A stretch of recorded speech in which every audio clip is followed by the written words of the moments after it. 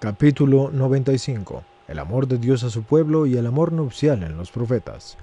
La carta a los Efesios, mediante la comparación de la relación entre Cristo y la Iglesia con la relación nupcial de los esposos, hace referencia a la tradición de los profetas del Antiguo Testamento. Para ilustrarlo, citamos el siguiente texto de Isaías: Nada temas, que no serás confundida, y no te avergüences, que no serás afrentada. Te olvidarás de la vergüenza de la juventud y perderás el recuerdo del oprobio de tu viudez. Porque tu marido es tu hacedor, que se llama Yahvé Sebaot, y tu redentor es el Santo de Israel, que es el Dios del mundo y de todo. Sí, Yahvé te llamó como a una mujer abandonada y desolada, la esposa de la juventud. ¿Podrá ser repudiada? Dice tu Dios. Por una hora, por un momento te abandoné, pero en mi gran amor vuelvo a llamarte.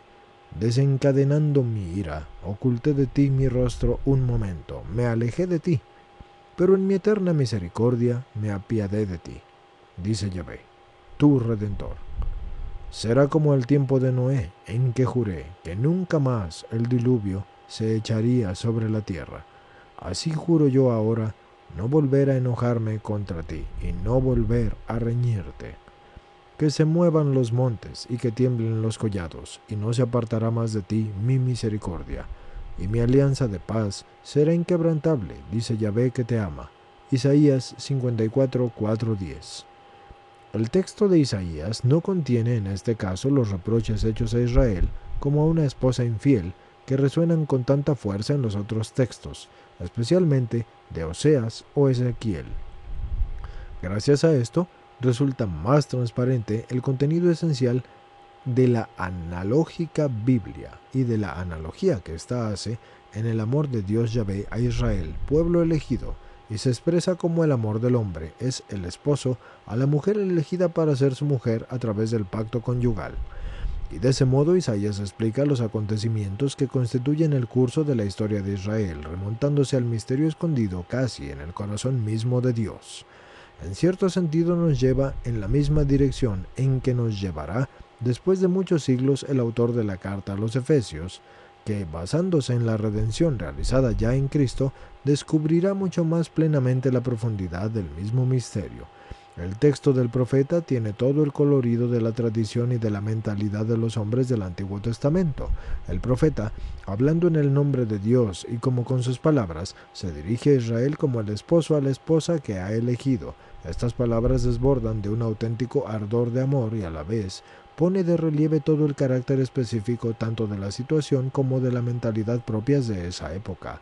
Subrayan que la opción por parte del hombre quita a la esposa el deshonor que, según la opinión de la sociedad, parecía vinculado al estado núbil, ya sea el originario, es decir, la virginidad, o ya sea el secundario, es decir, la viudez, ya sea, en fin, el derivado del repudio de la mujer que no es amada y que se encuentra en Deuteronomio 24:1, o eventualmente el de la mujer infiel, y sin embargo el texto citado no hace mención de la infidelidad, sino que en cambio revela el motivo del amor misericordioso, indicando con esto no solo la índole social del matrimonio en la antigua alianza, sino también el carácter mismo del don, que es el amor de Dios a Israel como esposa, don que proviene totalmente de la iniciativa de Dios, y en otras palabras, indicando la dimensión de la gracia que desde el principio se contiene en ese amor. Esta es quizás la más fuerte declaración del amor por parte de Dios, unida con el solemne juramento de la fidelidad para siempre. La analogía del amor que une a los esposos queda fuertemente puesta de relieve en este pasaje. Dice Isaías: Tu marido es tu hacedor, que se llama Yahvé Sebaot, y tu redentor es el Santo de Israel, que es el Dios del mundo y de todo. Isaías 54:5.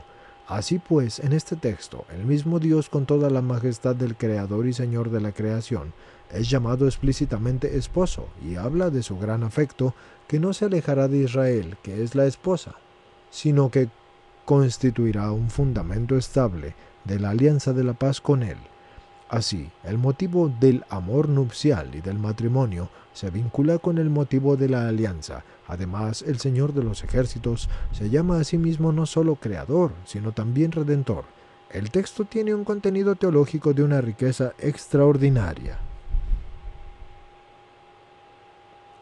Confrontando el texto de Isaías con la carta a los Efesios y constatando la continuidad respecto a la analogía del amor nupcial y del matrimonio, debemos poner de relieve al mismo tiempo cierta diversidad de una óptica teológica. El autor de la carta, ya en el primer capítulo, nos habla del misterio del amor y de la elección con que Dios Padre de nuestro Señor Jesucristo, y Dios Padre ante todas las cosas, abraza a los hombres en su Hijo, sobre todo como de un misterio escondido en la mente de Dios. Este es el misterio del amor paterno y es el misterio de la elección de la santidad, para que nosotros fuéramos santos e inmaculados ante Él, y está en Efesios 1:4. Y de la adopción de los hijos en Cristo, y así nos predestinó a la adopción de hijos suyos por Jesucristo. 1:5. En este contexto, la deducción de la analogía sobre el matrimonio que hemos encontrado en Isaías, diciendo tu esposo es tu creador, que se llama Yahvé Sebaot, Isaías 54:5, parece ser un detalle que forma parte de la perspectiva teológica, la primera dimensión del amor y de la elección, como misterio escondido desde los siglos en Dios, en una dimensión paterna y no conyugal.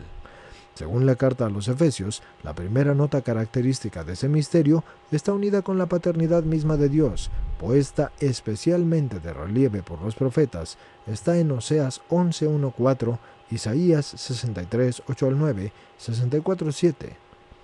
Y la analogía del amor nupcial y del matrimonio aparece solamente cuando el Creador y el Santo de Israel del texto de Isaías se manifiesta como el Redentor. Isaías dice, tu marido es tu hacedor, que se llama Yahvé Sebaot, y tu Redentor es el Santo de Israel. Isaías 54:5.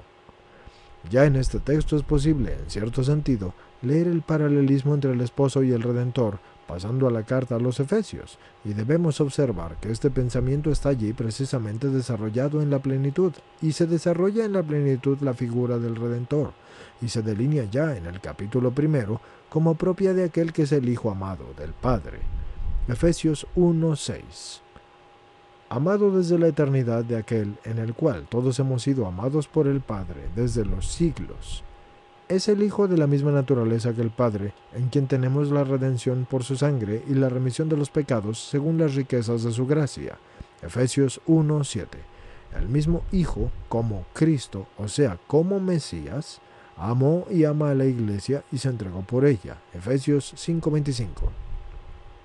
Esta espléndida formulación de la carta de los Efesios resume en sí y a la vez pone de relieve los elementos del Cántico de Sión, por ejemplo, Isaías 42:1, 53:8 al 12 y 54:8.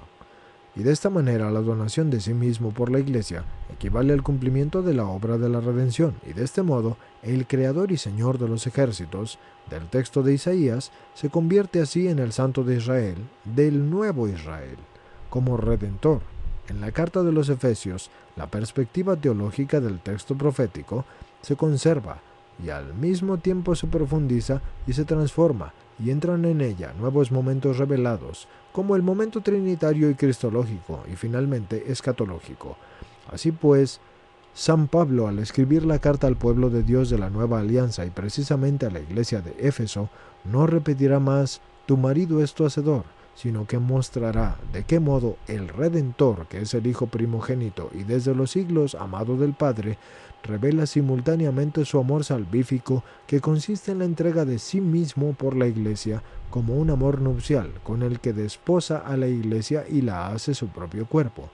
Así, la analogía de los textos proféticos del Antiguo Testamento y sobre todo en el caso del libro de Isaías, se conserva en la carta de los Efesios y a la vez queda evidentemente transformada a la analogía y corresponde este misterio que a través de ella se expresa, y en cierto sentido así se explica.